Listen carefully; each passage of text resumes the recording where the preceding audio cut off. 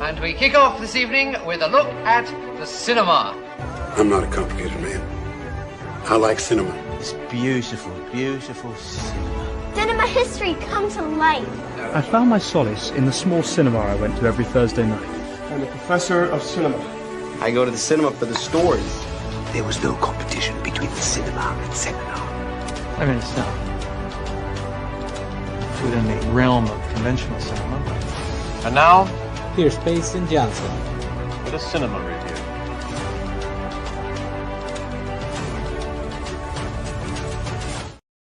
It is Monday, January 26th, 2026, 6:30 EST, coming in a little early. And thank you all for joining me for another episode of Cinemasters Reviews.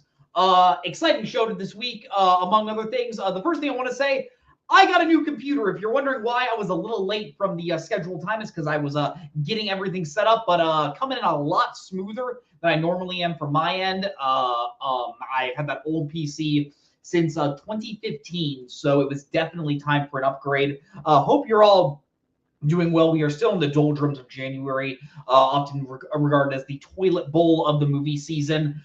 We will definitely talk about that some more today. We have two exciting reviews tonight, that being Mercy and Return to Silent Hill. I say we jump right into the show, starting with our first review of the night. Mercy, directed by, I really hope I say this name right, Timur Bekmambetov.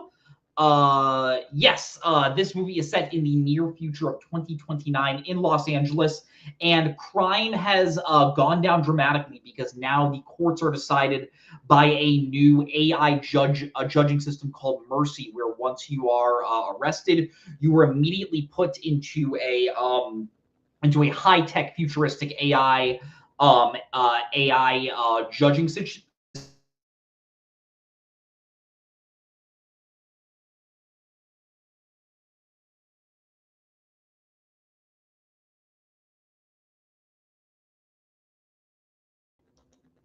Oh, okay. Don't know what happened there. Sorry, guys. Technical difficulties, I guess. But yes, and we are following the creator of the AI judging system, that being David Raven, I believe his name is. Chris Raven, who played by Chris Pratt. He has been imprisoned, as we learned very early on in the film, for killing his wife. And he claims that he did not kill her. He claims he was not at his house at the time that his wife died, and he needs to use this very high-tech AI system. I should have said the AI system allows you to essentially use every single piece of surveillance camera to see what might have happened at the time that the crime was reported. You can use certain people's phones to like gather different movements. It's very much in a like dystopian society of like, hey, this is kind of scary that technology is at this place. And this is a very interesting. This could be a fun concept if handled in the right way. I think the movie that I think everyone's probably going to compare this the most to is Steven Spielberg's Minority Report. That is about a law enforcement system that is using essentially fortune tellers that are able to predetermine if a crime is about to happen, so the cops are able to stop it before the crime even takes place. This movie had the potential to maybe be as good as that if it wasn't for the fact that this movie doesn't have Steven Spielberg at the helm. This movie, Chris Pratt is not Tom Cruise. And at the end of the day, it's because this movie is much more poorly written and just a lot dumber than Minority Report. I will say absolutely feels like the wrong time to be telling a story like this about hey, this is how we can be using AI. This is the good parts. This is the good parts of that tool. I'm always a little cautious when I see filmmakers from big studios. This is a movie made by Amazon MGM.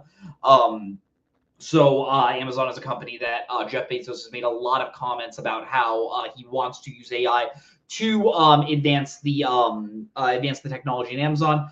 I'm always a little trepidatious when I see a major movie trying to talk about the positives of AI, because I'll just say, as a regular person, I really only see AI from what the average everyday person sees. It's a scary thing that seems like it's going to be here to replace humans. Hopefully we can just use it as a tool, but in terms of the generative forms of AI, no go. So at the end of the day, this movie is already working on a bit of a hindrance for me because it kind of has to win me back, admittedly a little unfairly, I will admit.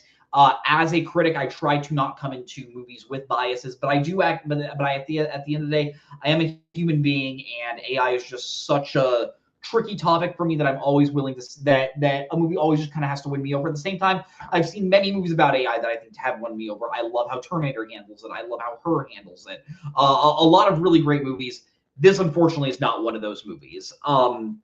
For a movie that is about the state of that is about such a state-of-the-art sci-fi concept, saying how like look how shiny this future looks, look how like if we do this should be passing as a better society. I was shocked as to how just boring and lifeless this world kind of looks. More than half of the movie, you are just following Chris Pratt's character as he stays sitting in this chair and just surrounded by these really like sleek silver walls. And it doesn't give the movie any sort of like emotion. It doesn't give the movie any sort of life. At the end of the day, I can kind of see maybe that's the point of like it's trying to say, hey, look, the AI is just so lifeless. It has sucked the humanity out of the society. At the same time, when you go out into the real world, it when you see it from these like surveillance cameras, nothing looks very interesting either there. So movie from a technical and just from a pure visual standpoint, very boring to look at. It definitely looks like a very uninspired visual color palette. Chris Pratt plays early on we learned that Chris Raven, his character, is a former alcoholic who has had a rocky marriage recently. We learned that that him and his wife have been fighting a lot. We learned that he has been trying to quit drinking, but he's recently but has recently picked it back up. And you can tell this is a character choice because Chris Pratt essentially mumbles most of his lines. Most of the time, he feels like he's like barely awake, even when he's supposed to be like in this like really panic state. He never like quite gets that like emotional level. I know Chris Pratt is an actor that a lot of people like to dog on. I think he's made some really poor movie choices as an actor, but when he is good, I do really like him. There's a reason why we all love that first Guardians of the Galaxy, and he's a major part of it. This, once again, is not a very good performance from him. He just seems tired. He just seems out of his element. Part of that could be a character choice, but at the end of the day, when you are playing a character like this, you need a little bit more humanity. You need a little bit more like high octane. Like, okay, I need to figure out why I was sentenced. Why does the system think I'm guilty? And exactly what is going on. And Chris Pratt never really plays that. He just plays it as kind of like a sad sack character. And it doesn't make this like what could be this really fun, cool, futuristic sci-fi concept. Doesn't make it fun to watch at all because you have such a boring lead performance in the main seat. Rebecca Ferguson plays the like human version of the AI we are watching. She's an actress that deserves so much better. I really like her when she is handled well. I love her in the Mission Impossible movies. I love her in the Dune movies. I really liked her in Doctor Sleep. At the same time, she has had a run of really, really poor, of really, really bad movies. She's never really the problem with them. But once again, she's not really given a ton to do. She is supposed to be saying her lines in a very monotone way, as a computer would. And there's really nothing to sink your teeth in with this performance. And Rebecca Ferguson is just not given much as an actor from either the script or the direction. This is a mystery film, as you might say, as you might have gathered from what I'm saying. We are set up that someone did kill Pratt's wife, and he is trying to figure out who it is. The second the character comes up as to who was the one that did kill his wife, the audience doesn't know, but you know, because it's so darn obvious, especially like 30 minutes into this movie.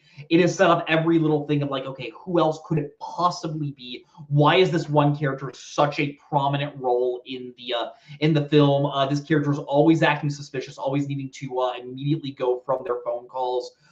Again, I don't want to spoil who it is, but I feel like even a third grader could be able to figure out who is the one who was responsible for his wife's murder. And again, once you realize why he really did it, I admittedly didn't see it coming, but it's just laughable. It technically doesn't come out of nowhere because it's set up like sort of in the beginning, but it in no way feels like it connects. It is such a laughable connection that this is just a movie you cannot take seriously with the pieces that it has given you. One huge plot hole I had is so we learned that Chris Pratt's character was the one who created the mercy system. He was the one that created this like AI jury. Yet every single line of dialogue from Chris Pratt, he seems so confused as to how this system that he created works, and it's only there just for like easy, simple exposition.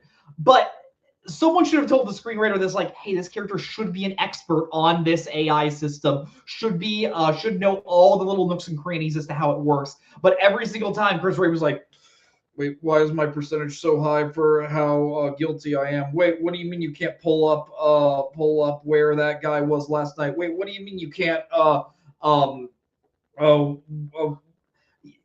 yada yada yada. Every little thing that this character does, he just seems confused when he should be like the smartest person that has ever sat down in the defendant's seat. But for some reason, this character just seems so out of his element for the dumbest reasons possible.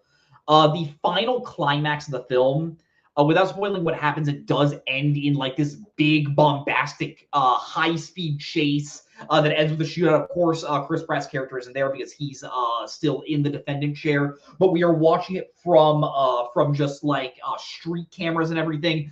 So many just civilian casualties are happening in this movie that the movie just doesn't seem to really like grapple with it in any way. It just feels kind of comical.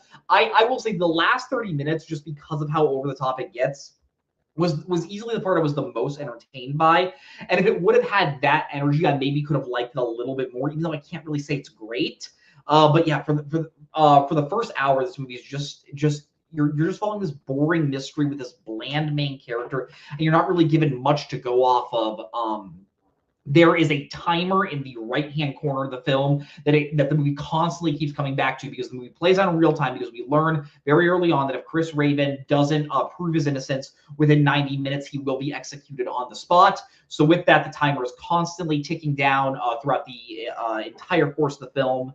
And honestly, that countdown just makes you realize how just padded out this story really feels. It makes it drag more and more until it's extremely eye-rolling ending, where essentially without saying exactly what it does, the literal quote is, humans make mistakes, AI makes mistakes, we all have to learn from it. And it's just such a like, stop comparing AI to humans. Like we are alive, we are physical beings. That's what makes us us. Stop trying to say like, hey, maybe we shouldn't judge AI because humans make mistakes. No, because it's a computer. It's not supposed to make mistakes because that's what we program it for. But because it does make mistakes, that's why so many of us have so many reservations about AI. Sorry, I don't want to seem like I'm on a high horse, but screw AI. But yeah, in general, this is a really, really bad movie. If I were to rate this movie on a scale of 0 to 10 videotapes, 0 being amazing, 10 being awful, I'm going to be giving it a very low 3 out of 10. This is a movie that could have been a very like fun, cheap sci-fi thriller, but it doesn't even have the energy to do that. It just feels boring throughout the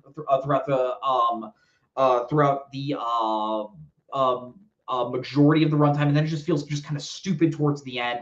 Has some really irresponsible things to say about our current society. I would not recommend you go see this in theaters. I feel like I feel like this trailer and this movie idea was kind of becoming a punchline. Unfortunately, I wish I could have said, hey, this movie does go beyond what you were thinking, but it really doesn't. I would recommend staying away from Mercy.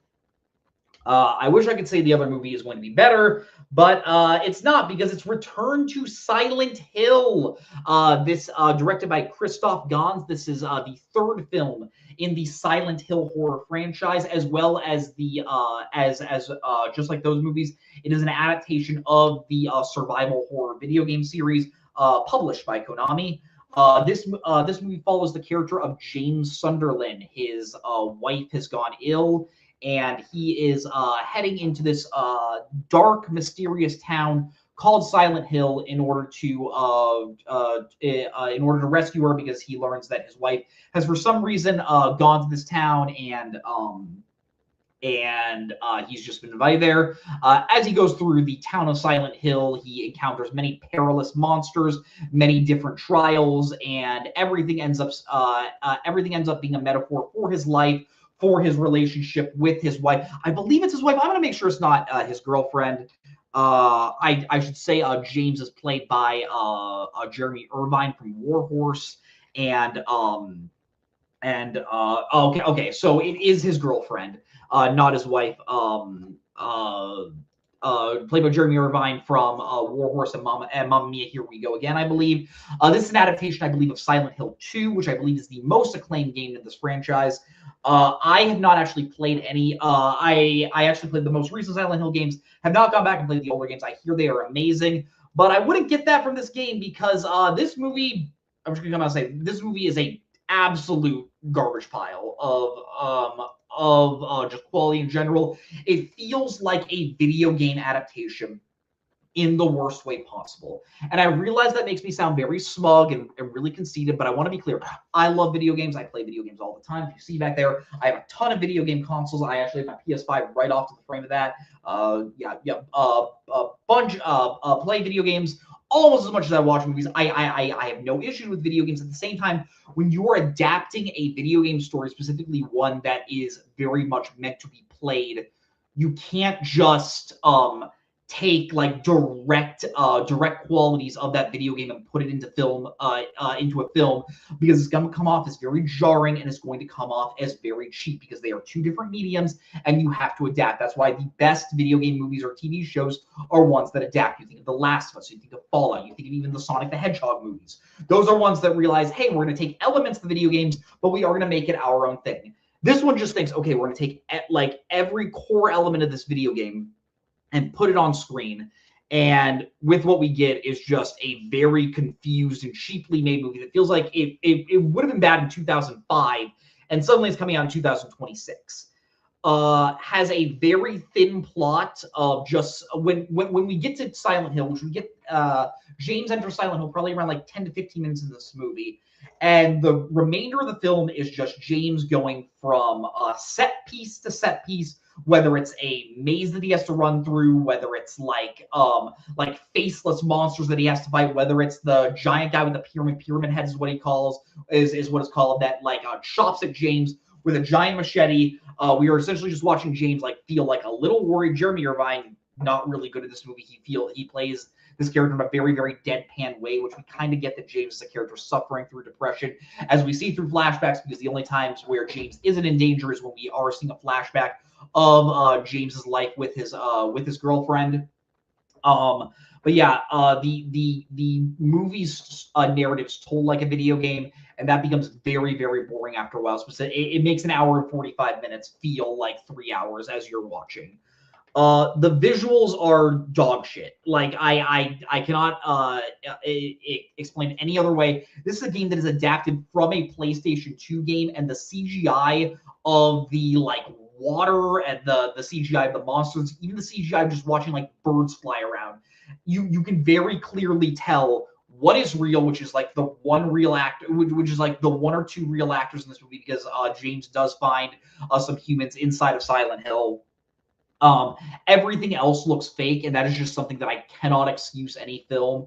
For me, when a movie looks looks really nice, unless it goes above and beyond, that is not like a quality, that's a standard. And like when I have a movie like this that I can very clearly tell looks so manufactured, looks so just cheaply made, I can't help but call that out. And I think the visuals are one of the worst things about this movie. The dialogue feels like it's straight out of a video game. All the characters are never like explaining how they feel or what they're thinking. It's really just like Mercy.